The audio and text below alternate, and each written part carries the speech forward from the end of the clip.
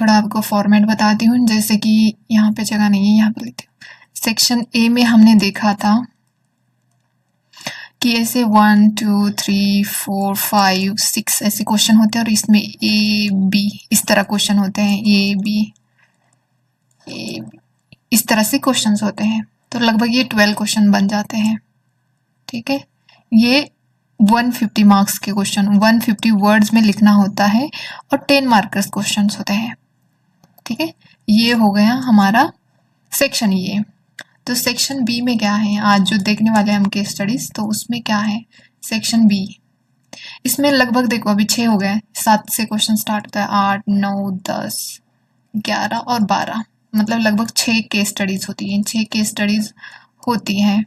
तो 1 मिनट बाद में यहाँ पे ही ना परेशानी हो जाएगी। तो 6 केस स्टडीज होती हैं। तो इनका टाइम हमें देखना होता है। लगभग आपको यहाँ पे 18 से 18 मिनट मिलते हैं। एवरी केस स्टडीज के लिए आपको 18 मिनट मिलते हैं। 18 मिनट में आपको ये एक केस स्टडी सॉल्व करनी है और यहाँ पे एक क्वेश्चन आपको 7 मिनट में सॉल्व करना है और यहाँ पे 80 मिनट में सॉल्व करना है, 18। ठीक है, तो ये मैंने आपको फॉर्मेट बताई, एथिक्स का फॉर्मेट है। तो यहाँ पे ये केस स्टडी जो है, पहले ऊपर में तो हिंदी में दिया है, सेम यूपीएससी के एक्चुअल पेपर में भी ऐसे ही होता है। तो यहाँ पे देखो, ये जो केस स्टडीज है, यहाँ पे हम शुरुआत करते हैं। मैंने फॉर्मेट तो बता दिया आपको। अब हम केस स्टडीज पे आते हैं। तो इससे पहले हम केस स्टडी स्टार्ट करें पढ़ने के लिए, मैं आपको कुछ फैक्ट्स बताना चाहती हूँ जो कि मैंने पहले लिख के रखे हैं यहाँ पे ताकि आसानी हो। तो यहाँ पे देखो, फर्स्ट जो है, जब भी आप केस स्टडीज पढ़ते हो तो उसमें आपको पहले तो ये रिकॉग्नाइज करना है कि फैक्ट्स क्या है, जो ये केस स्टडीज है इसका फैक्ट क्या है, ये रिकॉग्नाइज करना है। सेकंड है, आपको क्या रिकॉग्नाइज करना है कि इसके अंदर कितने स्टेक होल्डर्स है, मतलब कौन कौन इन्वॉल्व है इसके अंदर। कभी कभी होता है ना, डीएम होता है, फिर कोई प्रोजेक्ट जो किसी कंपनी होती है, प्रोजेक्ट वाले होते हैं, अदर ऑफिशियल मेंबर होते हैं। तो इस तरह से हमें स्टेक होल्डर्स, इंटरेस्ट, ये सब हमको रिकॉग्नाइज करना होता है, चाहे वो पर्सनल हो या कन्फ्लिक्ट भी होता है ना, पर्सनल हो इंटरपर्सनल हो, जो कन्फ्लिक्ट्स होते हैं वो भी आपको यहाँ पे रिकॉग्नाइज करना है। ठीक है, और थर्ड यहाँ पे रिकॉग्नाइज दी मॉरल इश्यूज क्या है, डिलेमा क्या है एक्चुअली, फिर एथिकल डिलेमा क्या है, moral issues, dilemma, ethical dilemma भी होता है। तो ये सब चीज़ें आपको जब आप केस स्टडी सॉल्व करते हो तब आपको ये रिकॉग्नाइज करने होते हैं और वहीं से आपका आंसर शुरू करना होता है और उसके ऊपर आपको ऐसे के क्वेश्चंस दिखाई देते हैं। तो चलो अब हम अपनी केस स्टडी पहले पढ़ते हैं कि क्या है केस, और बाद में फिर उसका आंसर इन्होंने, मतलब आदित्य सर ने कैसे लिखा है वो देखेंगे। तो बिल्कुल यहाँ पे, in a metropolitan city of India, the law enforcement authorities decide to adopt facial recognition technology to improve their crime fighting capabilities. तो यहाँ पे एक मेट्रोपॉलिटन सिटी है इंडिया की, द लॉ एनफोर्समेंट अथॉरिटी जो होती है, यहाँ पे law enforcement authority decided to adopt facial recognition technology to improve their crime fighting capabilities. जो क्राइम हो रहे हैं उसको फाइट करने के लिए क्या क्या हम टेक्नोलॉजी इम्प्रूव कर सकते हैं उसके बारे में यहाँ पे लिखा है।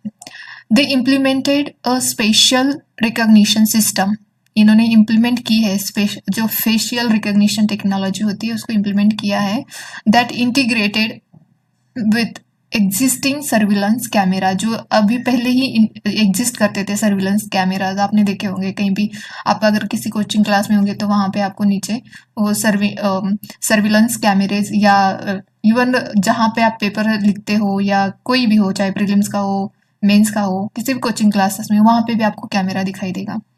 ठीक है, तो उसके साथ इन्होंने इंटीग्रेट किया है across the city, allowing real-time identification, tracking of individuals. ठीक है, इतना तो समझ आया। The system was intended to assist in identifying known criminals. ये क्रिमिनल को जानने के लिए ये असिस्ट करती है, मिसिंग पर्सन्स को भी ढूंढने में हेल्प करता है, सस्पेक्ट्स इन ऑनगोइंग इन्वेस्टिगेशन। एक्चुअली इन्होंने टॉपिक यहाँ पे बताया हमें कि केस जो है उसका टॉपिक यहाँ पे बताया कि एक टेक्नोलॉजी है जो कि फेशियल रिकॉग्निशन करती है, उससे हम जो भी क्राइम हो रहे हैं उसको हम कम कर सकते हैं। इस तरह से इन्होंने बेसिकली बताया है। नेक्स्ट यहाँ पे one evening a woman reported a mugging incident.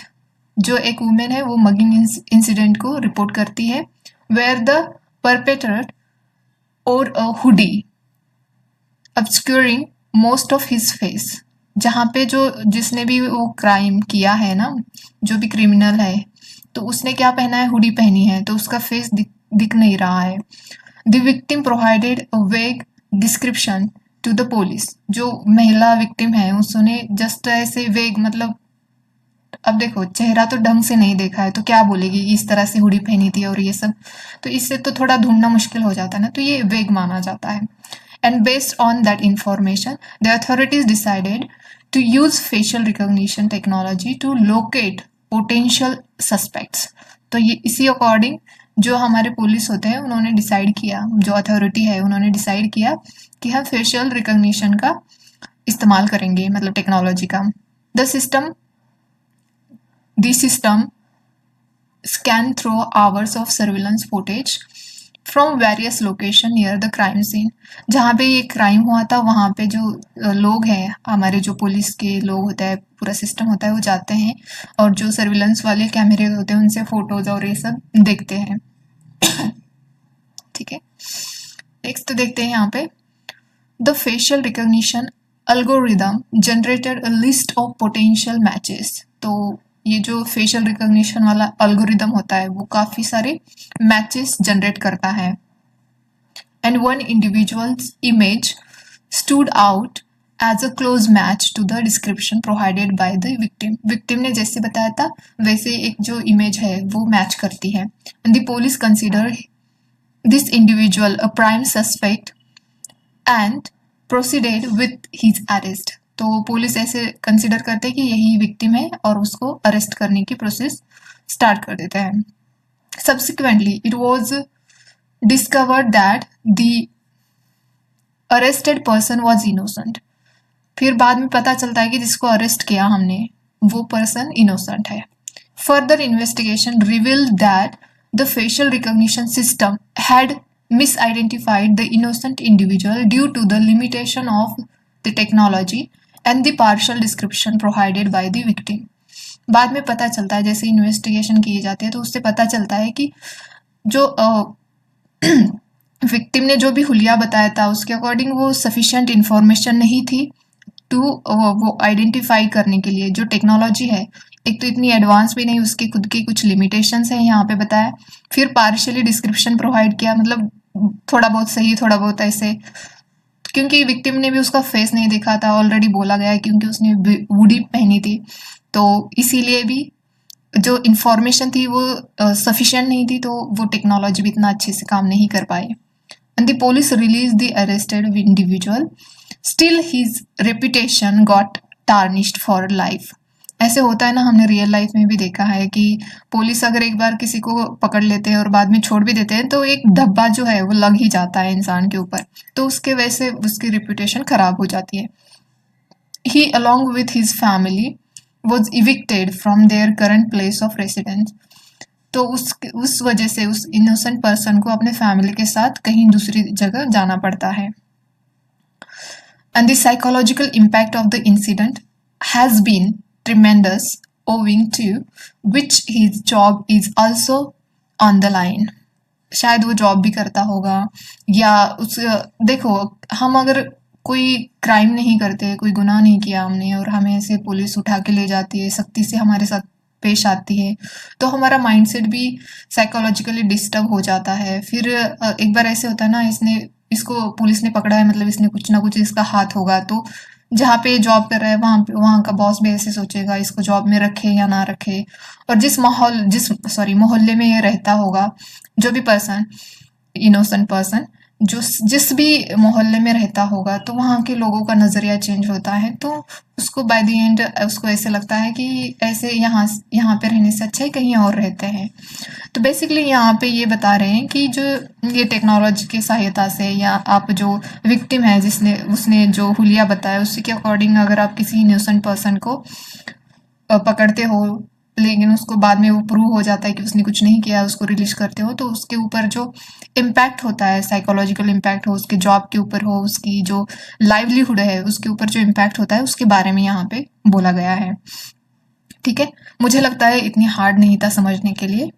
तो नेक्स्ट देखते हैं इसके ऊपर क्वेश्चन क्या पूछे गए। तो हमें केस तो पता चली है, इसके अंदर टेक्स्ट स्टेक होल्डर भी पता चले हैं, लेकिन सर ने कैसे लिखा है वो हमें देखना है, और इसमें मॉरल इश्यूज क्या है, डिलेमा का है क्या है, एथिकल डिलेमा क्या है, वो भी देखेंगे। तो यहाँ पे क्वेश्चन 2 दिए गए हैं। What are the issues involve in this case, इस केस में क्या इश्यू इन्वॉल्व है। यहाँ पे देखो यही बोला गया है कि with reference to this case study answer the following. तो यहाँ पे what are the issues involve in this case. ठीक है, पहले तो हमें इश्यूज के बारे में लिखना है। सेकंड बी यहाँ पे इन्होंने लिखा है what measures can be taken to minimize the negative implication of adopting such technology. अगर आप ऐसी कोई टेक्नोलॉजी अडॉप्ट कर रहे हो तो उसके इम्प्लीकेशन जो होते हैं, निगेटिव इम्प्लीकेशन, उसको कैसे कम किया जा सकता है और उसके लिए क्या क्या मेजर्स लिए जा सकते हैं, उसके बारे में हमें यहाँ पे लिखना है। तो देखते हैं सर ने कैसे लिखा है। बिल्कुल यहाँ पे 20 मार्क की ये केस स्टडीज होती हैं, 20 मार्क्स की होती है, 150 वर्ड्स में हमें यहाँ पे आंसर लिखना होता है, और यहाँ पे लगभग 18 मिनट में, 18 या 20 मिनट में आपको ये फिनिश करना है। ठीक है, तो देखते हैं सर ने कैसे स्टार्ट किया है। यहाँ पे देखो इन्होंने facial recognition technology using artificial intelligence points at the presence of science without morality as a Gandhian scene. जैसे कि गांधी जी ने बोला है, गांधी जी के 7 सीन है, तो उसी का रेफरेंस देके इन्होंने स्टार्ट किया है यहाँ पे केस स्टडीज को। Facial recognition tech using artificial intelligence points at the presence of science without morality as a Gandhian scene. ठीक है, तो यहाँ पे इन्होंने इंट्रोडक्शन स्टार्ट किया, बाद में यहाँ पे स्टेक होल्डर लिखे हैं। तो यहाँ पे एक तो गवर्नमेंट स्टेक होल्डर, बाद में जुडिशियल सिस्टम आता है, फिर पुलिस आते हैं स्टेक होल्डर में, फिर यहाँ पे सोसाइटल लार्ज आता है, और सोसाइटी आती है, फिर यहाँ पे विक्टिम्स आते हैं, फिर यहाँ पे इनोसेंट जिसको अरेस्ट किया है वो आता है, फिर एक्चुअल क्रिमिनल्स जो एक्चुअल क्रिमिनल है उसके बारे में। तो इतने सारे स्टेक होल्डर आते हैं इस केस स्टडीज में, ऐसा आदित्य सर ने लिखा है और बिल्कुल सही लिखा है। तो यहाँ पे पहले तो यहाँ पे क्वेश्चन हमारा ये वाला जो क्वेश्चन है यही था, ethical issues in the case. इस केस में एथिकल इश्यूज क्या है ये पहले हम देखेंगे। तो पहला तो पॉइंट यहाँ पे नंबरिंग देके उन्होंने स्टार्ट किया है, और नंबरिंग देनी है। आप जब भी कोई भी क्वेश्चन लिखते हो, चाहे वो 150 वर्ड्स वाला हो, चाहे 250 वर्ड्स वाला, चाहे केस स्टडीज हो, जहाँ भी आप क्वेश्चन लिख रहे हैं, इस तरह से पॉइंट नंबरिंग देनी है ताकि एग्जामिनर को समझने में आसानी होती है। तो यहाँ पे फर्स्ट पॉइंट ये लिखा है presence of crime against women. ठीक है, यहाँ पे वुमेन्स लिखा है लेकिन वुमेन ठीक है।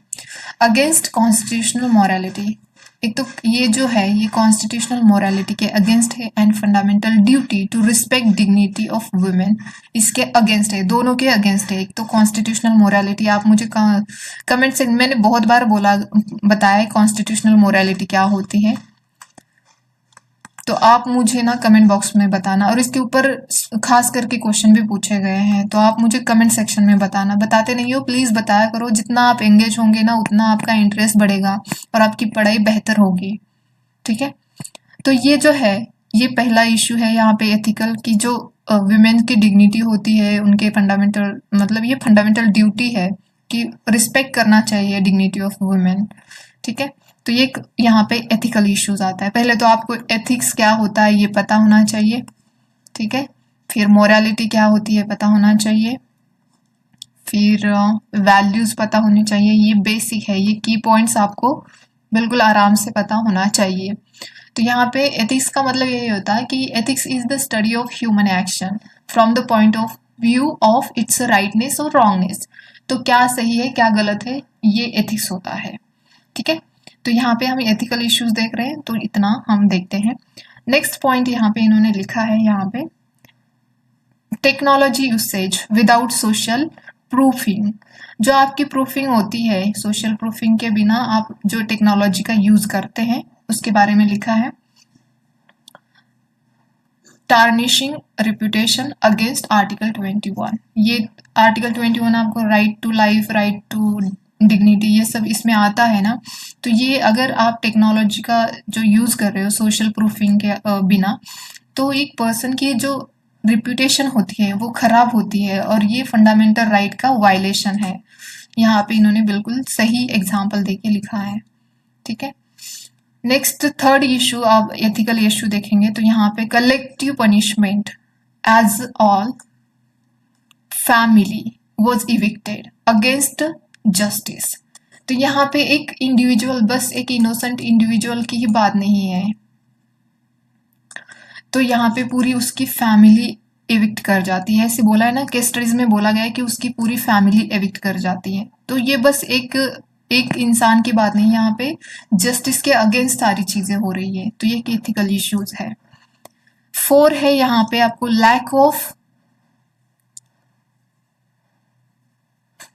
एक मिनट, हाँ,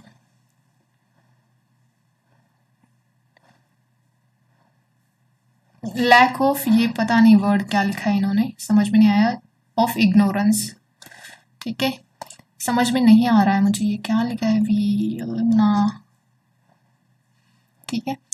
तो इनोसेंट अंटिल प्रूवन गिल्टी, तो जो भी टेक्नोलॉजी है या जो भी है, तो उसको इग्नोर नहीं करना चाहिए। और ये जब तक वो जो भी पर्सन है, जब तक वो गिल्टी प्रूवन नहीं होता, तब तक आप मतलब किसी को उसकी रेपुटेशन खराब नहीं कर सकते। 5th पॉइंट यहाँ पे लिखा है, many suspects arrested of lack of accuracy and efficiency. बहुत सारे लोग अरेस्ट किए जाते हैं, उसमें कोई एक्यूरेसी नहीं होती है, कोई एफिकेसी नहीं होती है, तो ये नहीं करना चाहिए। 6 पॉइंट यहाँ पे एथिकल इशू दिया है उन्होंने, साइकोलॉजिकल इम्पैक्ट जो होता है, long term disappointment, punishment, disproportionate, ये जो साइकोलॉजिकल इम्पैक्ट जो होता है वो लॉन्ग टाइम के लिए होता है, और ये एक सही पनिशमेंट नहीं होती है, मतलब ये पनिशमेंट ही नहीं है। जब आपने कुछ किया ही नहीं है तो आपके लिए कितना है, ये लॉन्ग टाइम के लिए आपको झेलना पड़ता है ना, कि आपके साथ ये आज हो सकता है आज जिंदगी भर के लिए आपको ये सहना पड़े। 7 यहाँ पे देखो, use of partial information based stakeholder, इन्होंने जो एथिक्स स्टडीज में लिखा है वही बिल्कुल इस्तेमाल किया है, कुछ अदर लैंग्वेज बिल्कुल नहीं, तो ये बिल्कुल यहाँ पे सही इस्तेमाल किया है। तो इन्फॉर्मेशन पहले तो आपको अच्छे से लेनी चाहिए, उसके बाद आपको जब लगे एटलीस्ट 95% तो एक्यूरेसी एफिकेसी होनी चाहिए, तब जाके आप अरेस्ट करो। अरेस्ट नहीं, पहले आपको छानबीन करनी चाहिए, और तब तक आपको पब्लिकली भी नहीं लाना चाहिए। और 8 यहाँ पे एथिकल इश्यू देखा जाए तो lack of clear guidelines about facial recognition, जो फेशियल रिकॉग्निशन है उसके लिए कोई गाइडलाइंस नहीं है, गाइडलाइंस की कमी है, ये बताया। और फिर 9 यहाँ पे लिखा है मर्ज विथ अर्लियर सिस्टम, क्या पता जो आप अभी जो सिस्टम ज्वाइन कर रहे हो अर्ली सिस्टम के लिए, पहले वाला माल फंक्शन करता होगा, तो इसके लिए आपको सर्विलेंस स्टेट क्रिएशन पॉसिबल, तो पहले आपको ऐसे नहीं करना चाहिए। In this light major priority should, इस मतलब ये जो चीज़ें दी है इसमें, इसके लिए इसके अंदर आप क्या कर सकते हो कि मेजर प्रायोरिटी होनी चाहिए, क्या होनी चाहिए, तो यहाँ पे इन्होंने ग्राफ दिखाया, यहाँ पे बी और यहाँ पे फर्स्ट सेकंड थर्ड, इस तरह से भी आप कर सकते हो। तो यहाँ पे फर्स्ट दिया है इन्होंने, prevent violation of fundamental right to privacy, fundamental right to privacy of anyone, पहले तो ये रोकना चाहिए। सेकंड यहाँ पे बोला है uphold creative use of technology to curb violence, मतलब जो क्रिएटिव यूज ऑफ टेक्नोलॉजी है उसको सपोर्ट करना चाहिए ताकि ऐसे वायलेंस रोक सके। और थर्ड है सिस्टमिक रेस्पॉन्स, यार हाँ रेस्पॉन्स ही है, क्लियर गाइडलाइंस भी होनी चाहिए, सिस्टमिक रेस्पॉन्स भी होना चाहिए।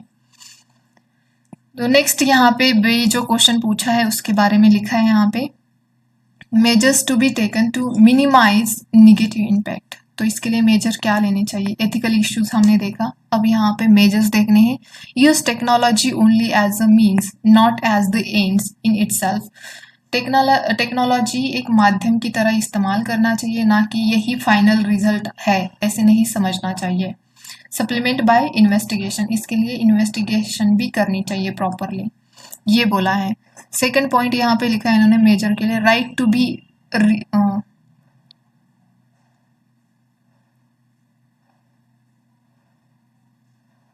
ये पता नहीं क्या है वर्ड, समझ में नहीं है। Right to be for natural justice to the suspect, यहाँ पे जो सस्पेक्ट है वो, एक मिनट, हाँ। थर्ड पॉइंट यहाँ पे देखते हैं हम मेजर में, clear guidelines to prevent leakage of information to society, punish police officer who leaks, अगर किसी ने ऐसी इंफॉर्मेशन के बारे में लिख किया तो उसको पनिश करना चाहिए। Uphold right to privacy, article 21 को सपोर्ट करना चाहिए। More research to improve the accuracy of the technology, technology की एक्यूरेसी के लिए उसके ऊपर रिसर्च करना चाहिए।